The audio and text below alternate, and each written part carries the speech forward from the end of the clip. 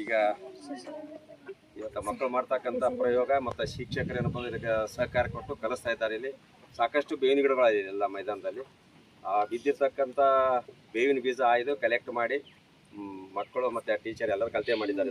ಇದನ್ನು ಸರಿಯಾಗಿ ಕುಟ್ಟಿ ಮತ್ತು ಮಣ್ಣನ್ನು ಇದಾಕಿ ನೀರು ಮಾಡಿ ಬಾಲ್ ಮಾಡಿರೋದು. ಈ ಬಾಲ್ಗಳೇನಪ್ಪ ಅಂದರೆ ಒಂದೊಂದು ಗಿಡದ ಬುಡಕ್ಕೆ 1-2 ಇಟ್ಟುಕೇಸಿ ಮ್ಯಾಲೆ ಮಣ್ಣು ಮುಚ್ಚಬೇಕು. ಅಂದರೆ ಅದರಿಂದ ರೋಗ ನಿರೋಧಕ ಶಕ್ತಿ ಹೆಚ್ಚಾಗಿ ಆ ಗಿಡಗಳು ಯಾವ ರೋಗ ಬರೋಂಗಿಲ್ಲ. ಇನ್ನೊಂದು ಏನಂದರೆ ಬಹಳ ಮುಖ್ಯವಾದಂಥದ್ದು ನೀರಿನ ತೇವಾಂಶ ಹಿಡ್ಕೊತಕ್ಕಂಥದ್ದು ಇದು. ಈಗ ಬೇವಿನ ಹಿಂಡಿ ಅಂತಾರೆ. ಆ ಬೇವಿನ ಹಿಂಡಿ ಏನು ಮಾಡ್ತದೆ, ನೀರು ಬಿಡೋಂಗಿಲ್ಲ ಹೊರಗೆ. ಆ ಭೂಮಿಯಲ್ಲಿ ಇಡ್ತಕ್ಕಂಥ ಶಕ್ತಿ ನೀರು ಇದಕ್ಕದ ಯಾವುದಕ್ಕಂದ್ರೆ ಈ ಬೇವಿನ ಬೀಜಕ್ಕೆ. ಅದಕ್ಕಾಗಿ ಇದು ನ್ಯಾಚುರಲ್ ಮಾಡ್ತಕ್ಕಂಥದ್ದು ಇದು ಪ್ರಯೋಗ. ನಮ್ಮ ಈ ಕಿತ್ತೂರು ರಾಣಿ ಚೆನ್ನಮ್ಮ ಸ್ಕೂಲಿನಲ್ಲಿ ಸರ್ಕಾರಿ ಅಂದರೆ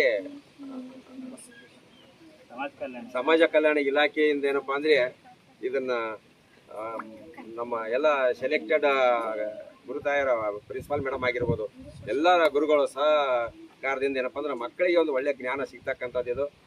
ಮಕ್ಕಳಿಗೆ ಕೂಡ ಕೃಷಿ ಜ್ಞಾನ ಅದ್ಭುತವಾಗಿ ಇರಬೇಕು. ಅದಕ್ಕಾಗಿ ಈ ಒಂದು ನಾನು ಈಗಾಗಲೇ ಹೇಳಿದೆ, ಕೃಷಿ ಬಗ್ಗೆ ಹಿಂದಿದೊಳಗೆ ಹೇಳಿದಲ್ಲ ಬೇಟ. ಅದಕ್ಕೆ ಏನ भारत में 2 संस्कृतियां पंपी है। एक तो कृषि संस्कृति और दूसरा ऋषि संस्कृति। जीवन में 2 चीज है, एक तो शरीर है, दूसरा आत्मा है।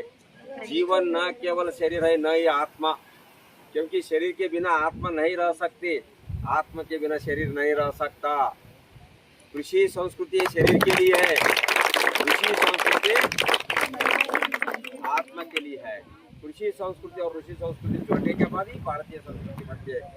ಅದಕ್ಕೆ ಅಂಥ ಒಂದು ನಮ್ಮ ಭಾರತ ಒಂದು ಸಂಸ್ಕೃತಿ, ಕೃಷಿ ಸಂಸ್ಕೃತಿ ಇವತ್ತ ಇಂಥ ಎಲ್ಲ ಪ್ರಿನ್ಸಿಪಾಲ್ ಮೇಡಮ್ ಇಟ್ಕೊಂಡು ನಮ್ಮ ಎಲ್ಲ ಸಹ ಶಿಕ್ಷಕರು ಮಕ್ಕಳಿಗೆ ಅದು ಜ್ಞಾನ ತುಂಬತಕ್ಕಂಥದ್ದು ಭಾಳ ಮುಖ್ಯ ವಿಶೇಷತೆ ಅಂತ ಹೇಳ್ಬೋದು. ಎಲ್ಲ ಶಾಲೆಯಲ್ಲಿ ಮಕ್ಕಳಿಗೆ ಅದು ಕಾರ್ಯರೂಪಕ್ಕೆ ಬರಲಿ.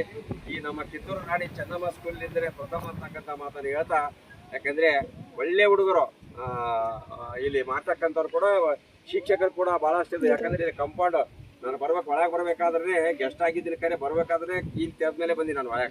ಅಷ್ಟೊಂದು ಪಾಬಂದಿ ಇರ್ತಕ್ಕಂಥ ಈ ಒಂದು ಕಿತ್ತೂರು ರಾಣಿ ಚೆನ್ನಮ್ಮ ಸ್ಕೂಲಿನಲ್ಲಿ ರೈತ ಬಾಂಧವರು ಕೂಡ ಇದ್ರ ಬಗ್ಗೆ ಮನವರ್ತು ಹೆಚ್ಚಿಕೊಂಡು. ಇನ್ನೊಂದು ವಿಷಯ, ಇದು ನಾವು ಬೇವಿನ ಸಿಪ್ಪಿ ಮತ್ತು ಹಿಂಡಿ ಮಿಕ್ಸ್ ಮಾಡಿ ಇದ್ರ ಬರೀ ಎಣ್ಣೆ ತೆಗೆದ್ರೆ ಬೆಳೆಗಳಿಗೆ ಹೊಡೆದಾಗ ಅಲ್ಲಿ ಹುಳಗಳು ಏನಪ್ಪ ಅಂದ್ರೆ ಉಪವಾಸ ಇದ್ದಕ್ಕಿಸಿ ಅವು ಬೆಳೆಗಳು ಕೈ ಆಗಿರ್ತಾವೆ, ಮುಟ್ಟಂಗಿಲ್ಲ. 3 ದಿನ 4 ದಿನ ಆದ್ಮೇಲೆ ಉಪವಾಸ ಇರ್ತಾವ. ಅವಾಗ ನಾವು NPV ನೊಂಜಾಣ ಅಂತೇಳಿ ತಯಾರು ಮಾಡ್ಬೇಕು. ಅವ್ ನೊಂಜಾಣ ಹೊಡೆದಾಗ ಅವು ಆಕ್ಸಿಜನ್ ಸಿಗಲಾರ್ದೋಗಿ ಗಿಡದ ಮೇಲೆ ತುದಿ ಮೇಲೆ ಹೋಗಿಸಿ ಹಿಂದು ಕೊಂಡಿ ಹಿಡ್ಕೊಂಡು ಕೇಸಿ ಸಾಯ್ತಾವ. ಯಾವ ಅಂತ ಹುಳಗಳೇ ಆಯ್ಕೊಂಡು 250 ಹಿಡಿದು 270 ಹುಳುಗಳಂತ ಆಯ್ದು ನಾವು ಮಿಕ್ಚರ್ಗೆ ಹಾಕಿ ಅದನ್ನ ರಾಡಿ ಮಾಡಿ 1 ಎಕರೆ ಕೊಡಿದ್ರೆ ಏನಪ್ಪ ಅಂದ್ರೆ ಎಲ್ಲ ಹೊಲಗಳದಾಗ ಹುಳಗಳೇನಪ್ಪ ಅಂದ್ರೆ ಈ ನ್ಯಾಚುರಲ್ ಕೃಷಿ ಮಾಡಿ ಮತ್ತೇನಪ್ಪ ಆ ಹುಳಗಳಿಗೆ ರೋಗ ವೈರಸ್ ಬಂದು ಸತ್ತು ಹೋಗ್ಬಿಡ್ತಾವೆ. ಆದರೆ ರೋಗ ಕೀಡೆ ಬಾಧೆಯಿಂದ ಮಾಡ್ಬೇಕಾದ್ರೆ ಇಂಥ ಒಂದು ಪ್ರಯೋಗ ಭಾಳ ಮುಖ್ಯವಾದದ್ದು. ಇದು ಪ್ರಪ್ರಥಮವಾಗಿ ನಮ್ಮ ಕಿತ್ತೂರು ರಾಣಿ ಚೆನ್ನಮ್ಮ ಸ್ಕೂಲಲ್ಲಿ ನಡೀತಕ್ಕಂಥದ್ದು. ಮನವರ್ತಕೇಶಿ ಪ್ರತಿಯೊಂದು ಸ್ಕೂಲಲ್ಲಿ ನಡೀಲಿ ಅಂತಕ್ಕಂಥ ಮಾತನ್ನು ಹೇಳ್ತಾರೆ ನಾವು.